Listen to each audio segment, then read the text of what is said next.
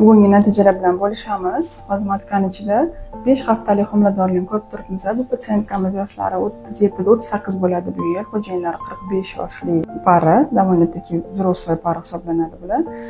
Bularda 6 yillik, bu yil 7-yil ikkilamchi bepushtli birinchi eko programmasi, 4 dona yetilgan tuxum hujayra olganmiz.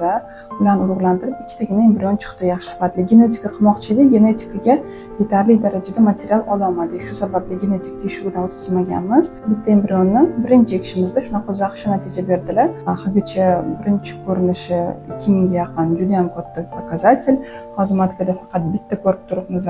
Bunaqa yuqori haligachalarda embrionlar bo'linib, ikkita bo'lib qolish xususiyatiga ega. Hozir endi 10 kunlardan keyin yana bitta ko'ramiz. Balkim ichida ikkita embrion bo'lib qolishi mumkin, haligacha katta o'sishiga qaraganda. Juda ham xursandmiz. Bu oilamizni tabriklab qolamiz, butun jamoamizni tabriklaymiz.